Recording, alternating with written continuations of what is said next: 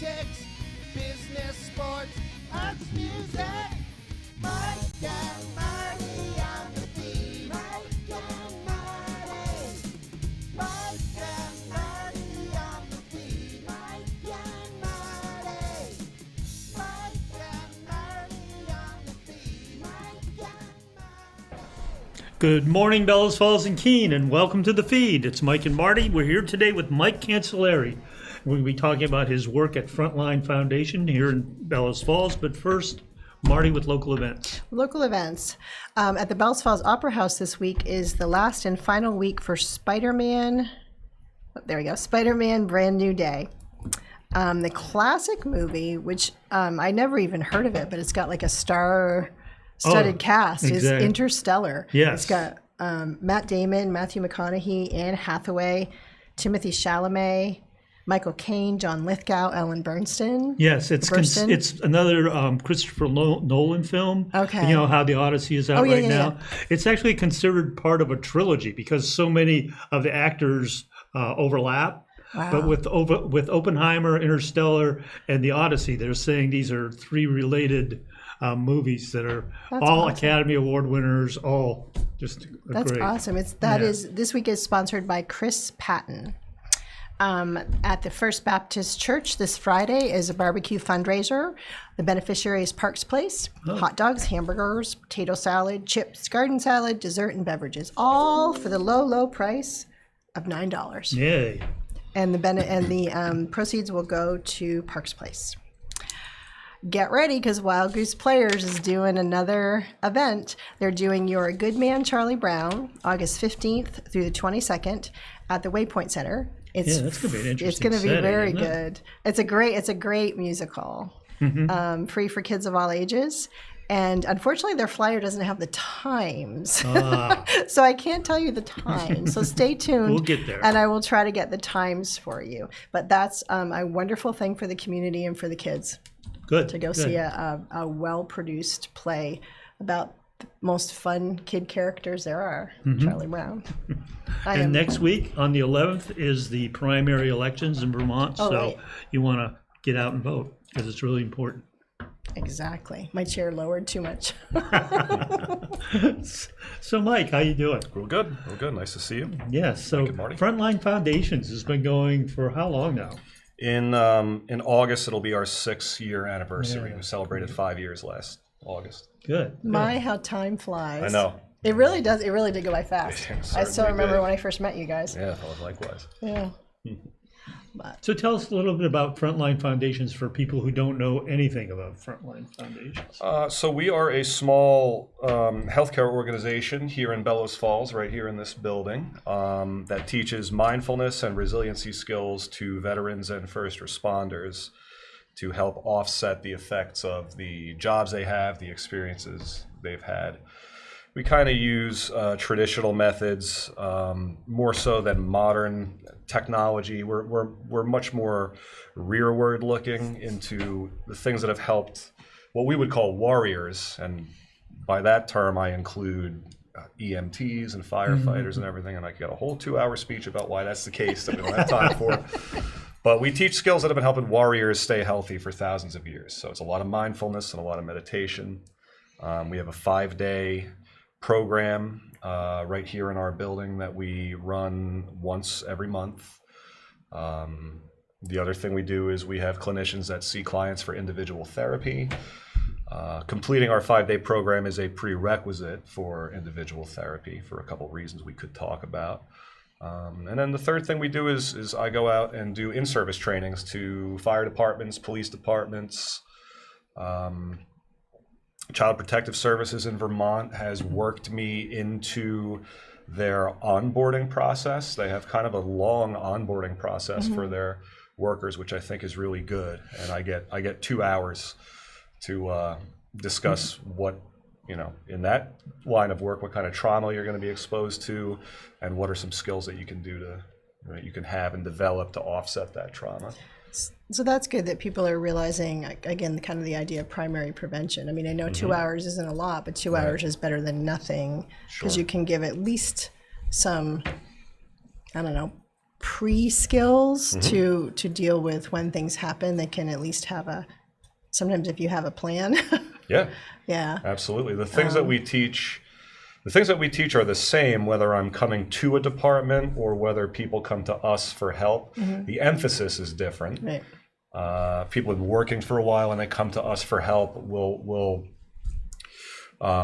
probably be a little bit less gentle about discussing some of the more difficult things. When I go to a department or agency, it's still the same material. It's breathing, it's mindfulness, meditation, other holistic ways of staying healthy, but I try not to Scare them. yeah, sometimes it turns into like a scared straight speech, which is just because that's kind of my style. I don't pull punches and I get right to the heart of the matter. But the skills are the same. They work very well for prevention. All of our young people that come to our program are always told by the older people that I wish I had done this when I was early on in my career. Right. Which makes sense. Yeah. Because you're basically, from my perspective, you're giving people back control. Yeah, that's a good way to look at it. They now have a skill set where they can control that loop that goes on in your mind and try to, it's not, they can't control what happens, what they see, but they can have some skills how they react. Sure. And how it affects them. Yeah, and maybe more importantly is skills for how do you take the skill set that you have as a firefighter or a police officer, that skill set of constant awareness, constant readiness to respond, the ability to tune out extraneous information and focus on something, even in the face of a terrifying situation. How do you take that skill set that keeps you safe and keeps your team safe and your patients safe? How do you take that and turn it off when it's time to play with your kids? Yeah. When it's time to have dinner with your spouse? How do you turn that constant readiness off? And it's like, I've been in the mental health field for about 2 decades, and I've seen different emphases in treating post-traumatic stress. And a lot of the time, it seems like we're telling our vets and first responders that they have to be different people, that there's something wrong with your level of awareness, situational awareness, readiness, preparation. And I find that to be very unhelpful to our people. So I always tell my people, I don't want to take that skill set from you. It's the same as a carpenter's bag of tools. A carpenter comes home from work, he or she probably does not put that tool bag right on the dinner table. Well, hopefully not. Hopefully not. But that's what we do as first responders and veterans. We can't turn that off. So it's not about taking the skill set. It's about being able to put it to the side when you don't need it. Kind of like compartmentalize it. Yeah, that's sort of. That's a way to look at it, sure. Yeah. And how many people have gone through your program in the 6 years? Do you have an estimate on that? I have a very unscientific estimate based on the number of graduation coins that we hand out. I would say it's about 180. That's great. Wow, that's great. In 6 years. We're a small team. Each group that we have, which we call a cohort every month, is 4 to 6 people. So it's small, it's personalized. We actually screen our clients very carefully because we're such a small team. We are not equipped to handle like scary level suicidal ideation where people might need a higher level of care. We're certainly not equipped to handle clients that are struggling with substance abuse so acutely that they will have difficulty maintaining sobriety for our 5 days. All of those people need and deserve help. That's just not the medicine that we have. So we screen our people pretty carefully. And that for, knock on wood, for almost 6 years, that has made every group that we have very cohesive. We don't really have personality conflicts or big dramatic things that happen. Everyone gets to focus on doing the difficult work that we ask them to do. Maybe not the best advertisement. It's difficult work, but it's necessary. But I think you have proof in the pudding that it's pretty effective. I think you have some very even your graduates like kind of stay connected to you, and like you said, a lot of them then go into individual therapy, like the next step, because they've kind of opened that door. So now they go into the next step. So so our graduates of our 5-day program we would call alumni. So our deputy director, Joe Gorman, Uncle Joe as everybody calls him, he is a retired FDNY firefighter. He was a 9/11 responder. So like the people that work at FLF really get what our clients go through.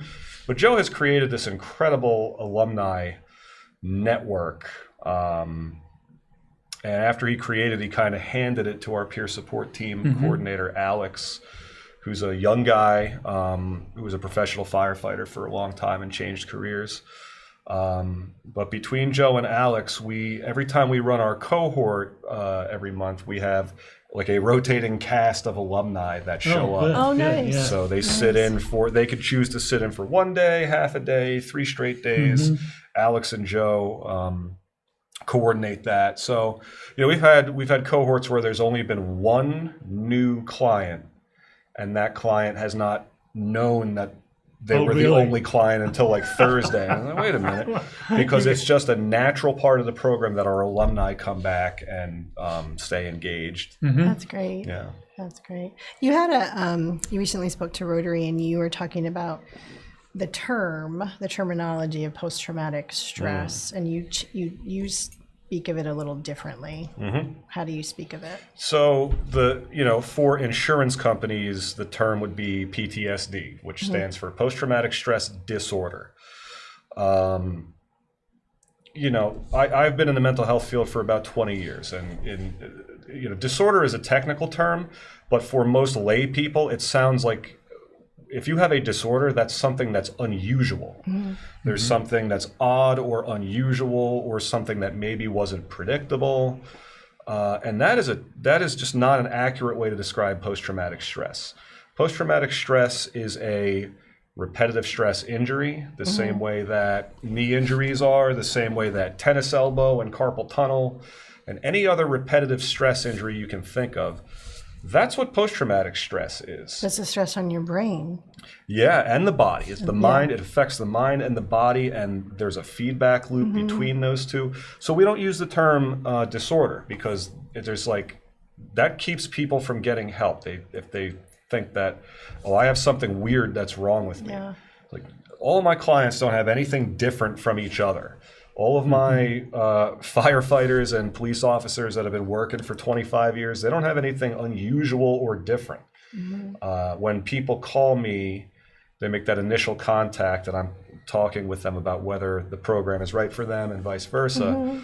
I'll often say, you sound exactly like all of our other clients.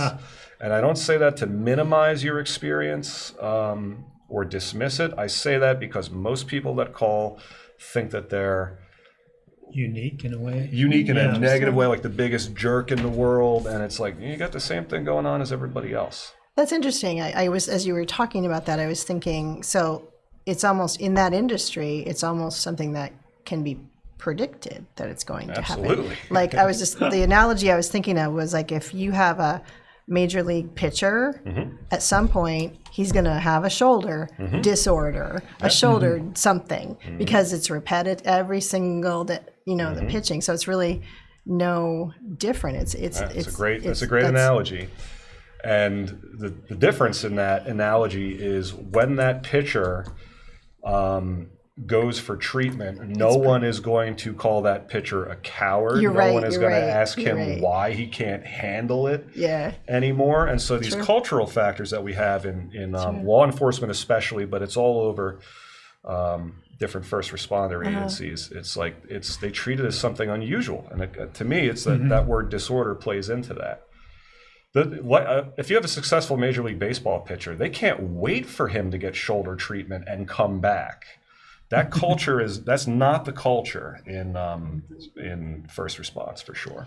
Which is crazy, because you end up, as far as you end up with a better person, right? I mean, well, I don't say better person, but you end up with a person that has more skills. Sure. I don't want to say better, because I don't want to put good bad, but more what they function. Yeah. Yeah. You can Sure. come back with a functional person instead of someone who's going off doing the things deep that end. aren't Whoops. considered acceptable in society. Sorry. Sure. Yeah, and like I will, we teach mindfulness as one of the basic skills that we teach. And it is not a moral system. So I'll often say to our clients, like, I am not going to lay a guilt trip on you about your behavior. It's not a moral system. You could use these skills to be a better bank robber. So that speaks to what we're talking about is like, do you want to be more functional on the job? You can use these skills to be a better bank robber. I always say, imagine a bank robber that meditates religiously 30 minutes a day, every day. And they show up to the bank and they just calmly slide the note across the thing. Hey, how you doing? Calmly get that safe open. Nice bank you have here. Yeah, beautiful day. So it's like, and that goes back to the skill set thing I was talking about earlier. It's like, we're not going to take your operational readiness from you. We're not going to take your situational awareness or any of your other tools in your toolbox. We're going to make it so you can access those tools when you need them, and you can put those tools down when they're the wrong tool for the job. Right. Playing with your 3-year-old daughter, situational awareness, in your own yard. Situational awareness is not necessarily the right tool for that job. So that's our kind of philosophy in a nutshell there. Can you talk about, you also do some recreation therapy? That's part of the program too. Yeah, Talk a little bit about what you do. Our 5-day program is a series of 5 groups throughout each day, except for on Wednesday. Everything that we do is intentional, by the way. The flow, right down to the decor that my wife is. Oh my gosh, your decor is amazing. Yeah, she is really. It is the homiest, most sacred space that you would find in a kind of clinical building. Yeah. That's. Thank you so much. That was the goal. So everything is intentional, right down to the decor. Even the flow of the week. So in the middle of the week on a Wednesday, we will do what we call recreational therapy, something that is intended to be fun for our clients. We've made some bad decisions in the past about weather and certain hikes, and it hasn't always ended up being fun. But oh well, it's always good though. It's always healthy. But lately, we've been taking our clients to see a man named Fred Homer, who people in this area may know from. He's been in the newspaper a bunch of times. He's a wonderful guy. He's in his mid-80s. He rehabilitates raptors out of his house, releases them when he can. When he can't, they end up at VINS or at the Southern Vermont Natural History Museum. But we'll take our clients to hang out with Fred and see some live raptors in various stages of healing. And even that's a metaphor. I was just going to say, there you go. Because raptors are, there's a different mindset from a raptor to a pigeon. Absolutely. Absolutely. So, and Fred is also a blacksmith, and every little thing on his property has some kind of little blacksmith iron vine with leaves worked into it. It's just amazing. And Fred's outlook and attitude are, I think, exactly what our people need to hear. So that's, in the past, we've gone fishing, we've done a lot of hiking, we've done other wildlife tracking, stuff like that. We found that everything that we're trying to accomplish through those different activities, we can kind of get it all right there by hanging out with Fred for a few hours. Nice. It's very cool. Yeah. And you have, each year you do a big alumni event, right? Can you talk a little bit about that? That's coming up in the fall. Is that there's a couple different things we do. We throughout the year, we will have different alumni events where we will bring our alumni back, and I will use those opportunities to teach experimental stuff that I'm not sure how it's going to land yet, because the alumni already know who I am and what I'm about and what I'm not, so I can teach them some experimental things that end up in our program if it goes over well. So that's one alumni thing we do, and then in the fall we have an alumni retreat that we run every year. This will be our 4th year doing this. It's at Silver Bay YMCA on Lake George in New York. It is a invitational only retreat that is for our alumni, and there's a couple of therapists that we work closely with, and they can nominate people to come to this retreat. But the retreat presumes that you have some basic instruction in mindfulness and breathing and things like that. And what we do briefly is we take our clients in this retreat through Joseph Campbell's hero's journey. And we have them, the goal is to demonstrate to them that everything that they have been through and dealt with and suffered and accomplished, all of those things for human beings tend to fall into a predictable pattern. This is why little kids understand Disney movies. This is why like a 3-year-old kid can understand the first Star Wars movie. How can that, why would that be? It's because it's a predictable pattern. And Joseph Campbell calls it the hero's journey. Yeah. That's the basis of the retreat. It's very powerful.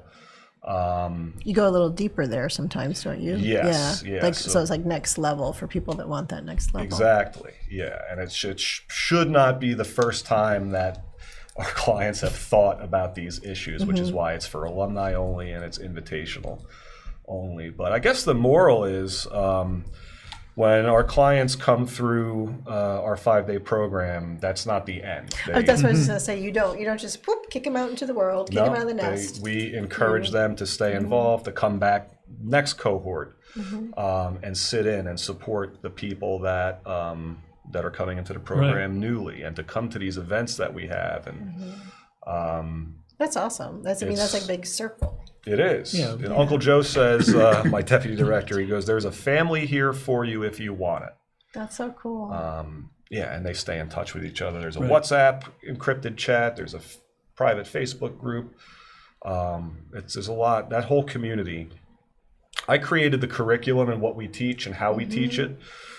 Joe and Alex created this whole alumni community, which is just amazing. And Lila created our space. And then Jen. I was going to say, and Jen does, and then Jen has. Yeah, we can't close the show without talking about the other special thing that Jen brings. Yeah, so I mean, Jen is a gifted therapist and runs our psychotherapy group, which is called Joining Forces in the middle of the day, and just really such a talented clinician at, she was a firefighter paramedic in her previous career too. So again, we understand what's going on, but Jen really has a talent for bringing people where they need to go in this process of talking about things. And she has a therapy dog in training that's been really good for everybody. Sattva, the therapy dog. Sattva means pure in Sanskrit. Golden retriever, just one Cute of the as a sweetest button, dogs. but boy, when she's at work, she's focused when she comes into the building. She's great. She's So great. Sattva hangs out with us mostly between groups. And in that psychotherapy group in the middle of the day, sometimes Sattva will be in there. Nice. And people love her. So it's been a really good thing. So we're getting low on time.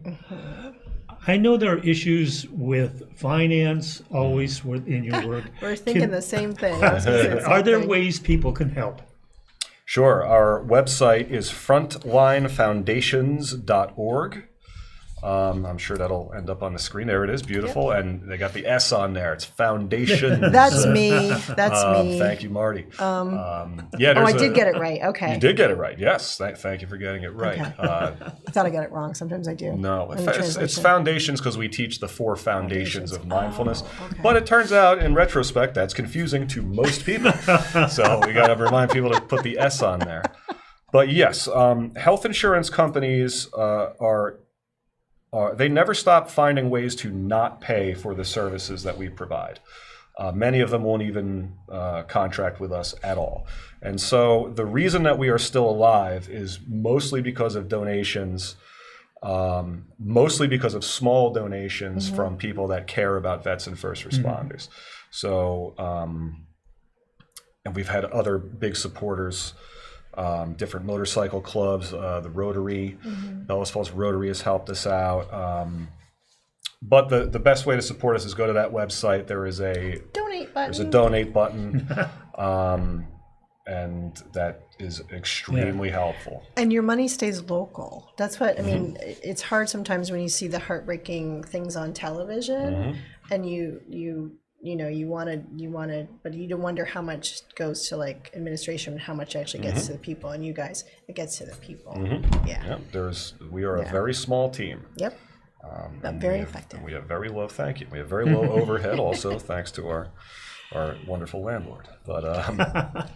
But yeah, we would not be around without the donations that we get from local people, especially. So wonderful. Thank you so much for coming on and thank you. updating I us. hope And you thanks come for back the and- work that you do. Yeah. Thank you. It's my privilege and honor. And that's it for this week. We'll see you next week on the feed. Yeah.